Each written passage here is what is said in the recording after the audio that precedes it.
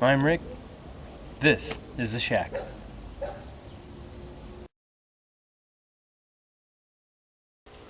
Welcome. If this is your first time stopping by or viewing any of my videos, a special thank you for taking some of your time out to see what I have available. Please feel free to browse around. I have other videos for home improvement, home repairs, tool reviews, and projects.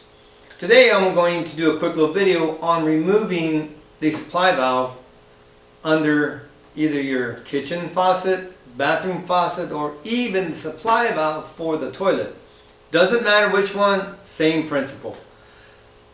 Tools, you could get away with a couple of adjustable wrenches so you could break the valve loose from the nut and compression ring, take the valve out, and you'll need either, this is a compression sleeve removal tool. They don't even make this one anymore. I actually went online before I did the video just to see so I could possibly give you a link to a tool like this, but Lowe's or Home Depot don't even carry this no more. What they have now is much more bulky. I like this one because it's very streamlined. I can get in the tight places. The ones they have now looks more like a pulley puller for an automobile. You got the shaft here, but you have two arms and a bracket here that go down and basically like a pulley grip on to it as you pull it off. Bulky. This is streamlined, and I'm surprised they have not kept this around. So I can't give you a link for that, but you may Google it. I don't know if there's other ones out there that look like this, but as far as Home Depot and Lowe's, I guess they don't carry that no more. If you don't have a tool, you don't want to spend the money on one, you can use a hacksaw blade, but I have to ask that you be very cautious, be careful, be patient. You don't want to go in there just start hacking away and cut into the copper pipe. If you do that, you will not get a good seal and you will have a leak. That is a major no-no. So these, basically, that's what you're going to need, either the puller or a blade. And that will get the compression ring off that pipe to put the new one on. So I'm going to head over to my customers. I have a faucet, bathroom faucet to replace. So I'm going to use this as an opportunity to show you, because I've had a few people question how do they do that. So here's a perfect opportunity for me to film it to show you exactly how to pop off that compression ring. Two different ways, whichever way you feel more comfortable with, and put on a new supply valve. With that said, let's get over to my customer's house and get working. Today we're at a customer's house. I'm going to replace both valves, supply valves, for the bathroom faucet. If you want to know, let's say, how to replace a bathroom faucet, kitchen faucet, they're all basically the same. I'll have a link right here to a video I've already done for that. This will basically go over removing old valves that may be stuck, broken, whatever. You can get the valve off, but you always have the compression ring and the nut behind it. How do you get that off? I'm going to show you how. Let's get to it. As you can see, my customer, the knob right here, the knob broke off. So now we have to remove this valve, and this is the old style, and I strongly suggest, if you have this type of valve, it's unibody, the valve and the hose is one complete thing. These are the old flex line. Get rid of this. So first things first, turn off the water supply to the house. Now this is what I'm talking about. This line comes up from your main. This valve shuts it off. It comes up, tees off. A lot of times you'll have it for your water spigot, and that goes into the house, supplies the house. Shut this water main off. Turn this on. We got no water coming out, so we have the water shut off. Now we'll go check the sink, make sure there's no water pressure inside, and we're good to start. Turn that on, turn that on. Okay, it's all off. And I'll usually turn another sink on somewhere else just to make sure gravity pulling, because there will be water in this line when we disconnect it from the valve. See, I opened the kitchen valve and see I got more pressure coming out, more water. So we'll let that drain for a little bit, and then we'll start getting this taken apart.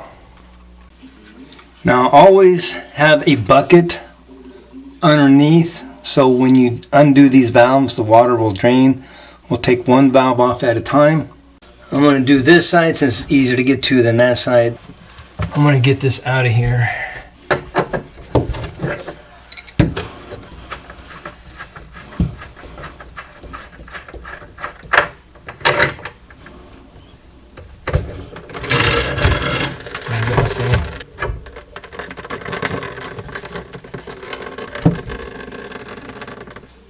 Okay,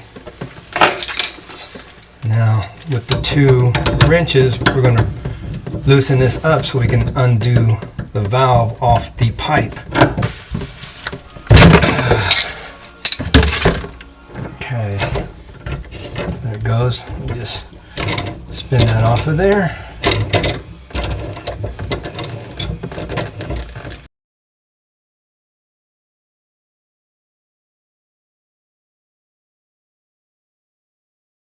Now there are a couple of ways to get that compression ring off that pipe. Easiest way is to have one of these tools. They're not that much money, but if you're only going to do it once, there's another option if you don't want to spend the money to get a tool like this. And that is how I'm going to show you, just so you can see how it's done, is basically if you have a hacksaw blade, you can do this. Actually a hacksaw blade and a flathead screwdriver. I'm going to try and do this on the side because I can't get to it any other way. I'm just going to put my finger here to guide it. I'm just going to go back and forth, again at an angle, until this thing creates like a little slit in this brass compression ring. The main thing is I do not want to cut in to the, see a little slat right there? Now I got a slat. I'm just going to stay here. I'm going to watch it. Make sure I do not cut into that copper pipe. Major, major no-no. This is soft. It goes pretty easy. Just take your time. See? Doing pretty good.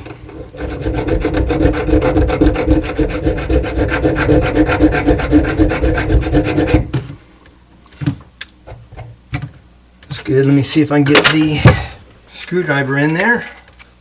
See, it fits right in there. That's what it is. And you not enough yet. Just take your time. Like I say, you do not want to cut into that copper piping.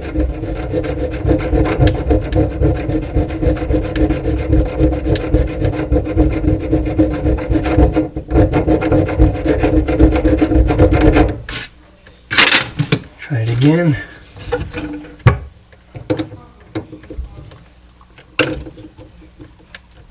Almost. Yep, there it is. Got it. See, it cracked. See how it is? And there you go. With this on now, what I'm going to do is just screw this in, and it's going to pull that off.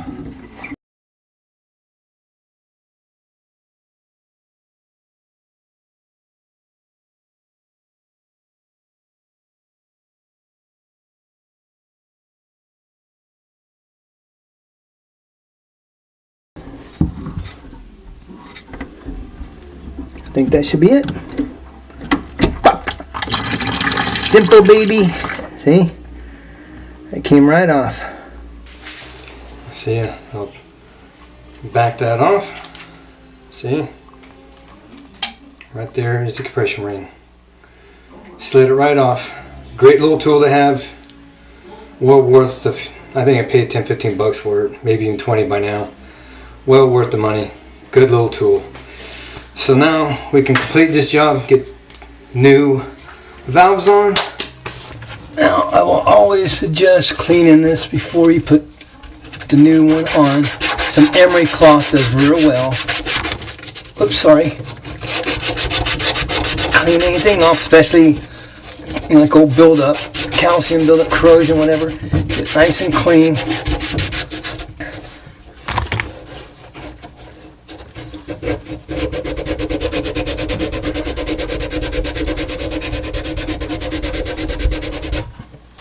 Now take some paper towel, just wipe it off.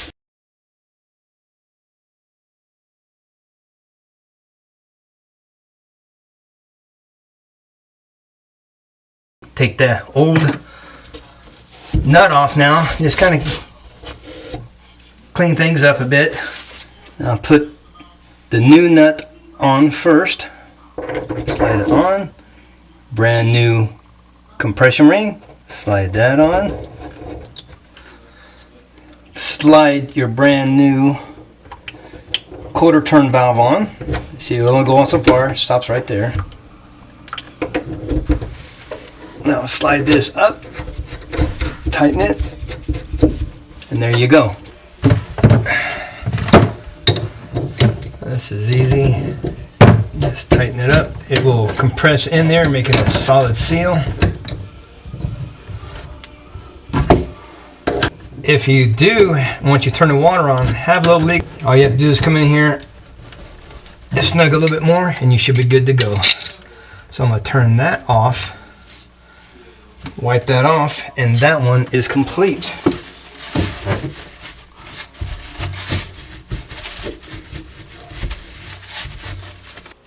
Remember, just take your time and do it right. Little side note, I didn't show it when I was there.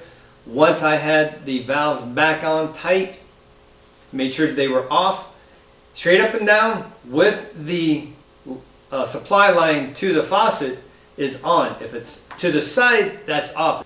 Go back outside, turn your water back on about halfway. What I did was, you see I had the hose from my customer, made sure there's no water coming out, turned the water on till a little bit of water started coming out of that. I didn't want to put a whole lot of pressure back in the house just yet. Turned off the hose, went in the house, made sure I was getting water out of the other sinks, because I opened up other sinks to relieve pressure. Turned them off, then went into the bathroom and made sure I had no water leaking out of the valves. Once that was fine, I turned the valves on, turned the faucet on, made sure it got all the water, air out of the line, shut it off, and checked it again to make sure no water leaks. No drips, no nothing. Make sure everything is sealed. Once you get no leak, then go back outside, turn the water valve back on all the way, and double check one more time, make sure you have no more leaks. Very easy, very simple. I hope that helped you. I think that's it. Hit that like button, share, subscribe. I got other things coming out. Be blessed. Get out there. Doesn't matter if it's a basement, a garage, a shed, wherever your shack is, take back your shack, build it for family, but most importantly, build it for your sanity. I gotta get going. I got other things to do. We will see you next video.